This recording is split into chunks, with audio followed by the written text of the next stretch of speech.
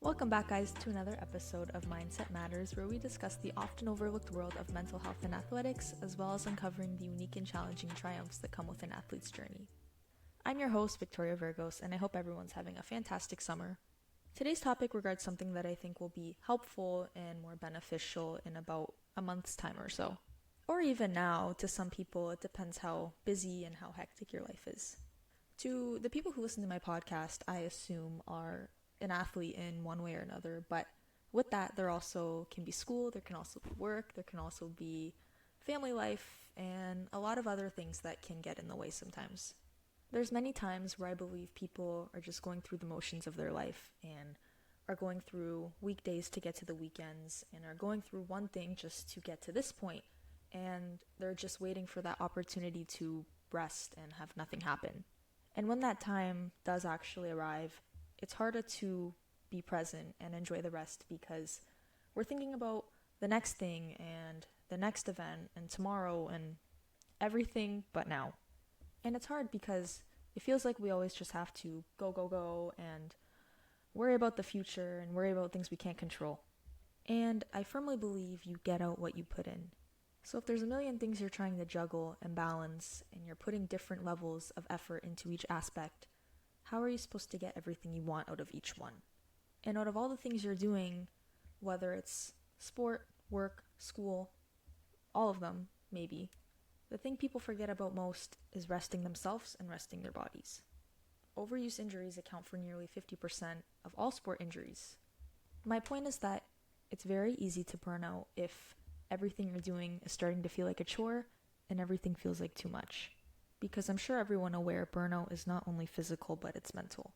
So I'm going to share a couple techniques that I believe are helpful and help me because when times get busy, the last thing we want to do is neglect our training and begin to perform poorly in the sport that we love.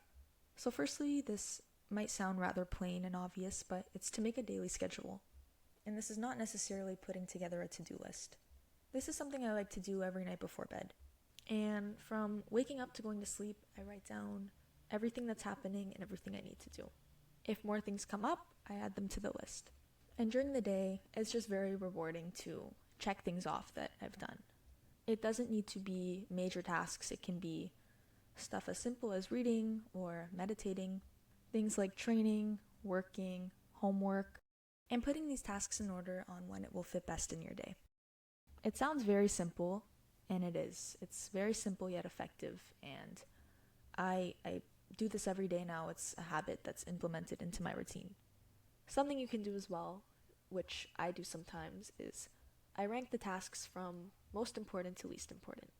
Say there's 3 really important things that need to get done that day.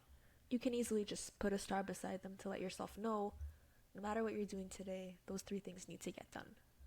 Your ultimate goal is to get everything checked off that list. At the end of the day, you can review and see if anything didn't get done, when a good time to get it done is.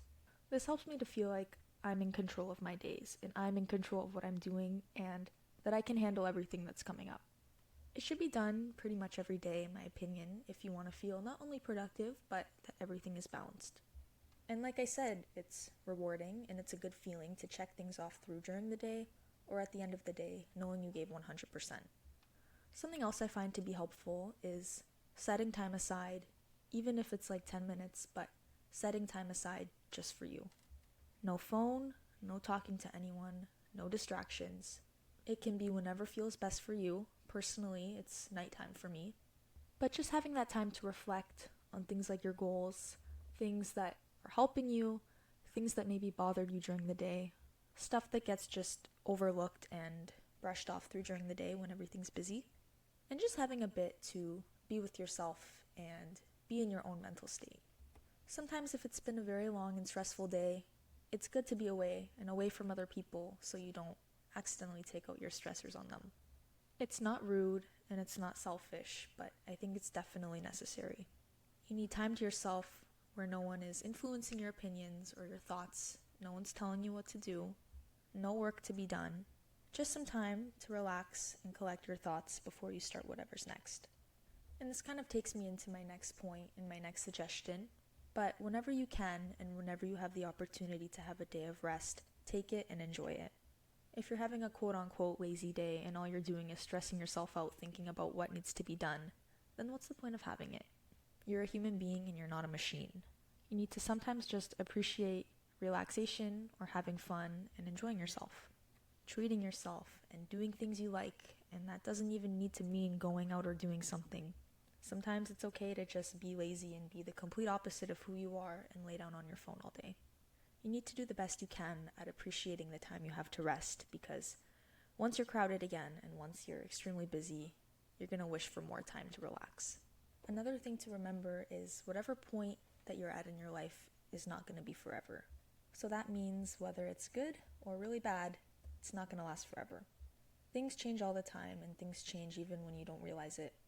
So if and when you can, when good times are there, enjoy them. When bad times are there, I'm not going to say enjoy them, but know that it will pass. And more importantly, know what you can learn from them and know what you can take from them. It's challenging to excel in multiple areas like sports, academics, work, but that's kind of up to you to realize what is most important to you. What do you enjoy the most and what will make you the most successful? And this may require change. Maybe you need to switch your program at school, or maybe you need to look for another job. Maybe you need to change your gym and your coach and your environment. Maybe there's some schedules and time constraints you need to work out. Whatever it may be, make it as easy as you can on yourself.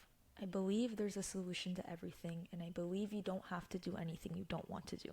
Make sure the important things and people are taken care of, but whatever your passion may be, whatever you think you love and will make you most successful, prioritize it. And this doesn't mean to drop out of school or quit your job just to focus on your sport. It means doing the best you can at everything, but not trying to be perfect in everything you do.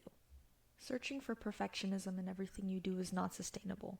We each have strengths and weaknesses, and we're not good at everything. So, with physically balancing everything, it also comes with mentally balancing it as well, and not challenging yourself when there doesn't need to be challenges. You may have heard the term work smart and not hard.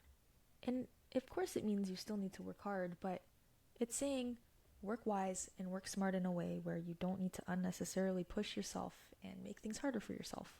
Something very important too is in those times of hardship and stress and extreme busyness is to make sure you have a good group and you have good people who support you.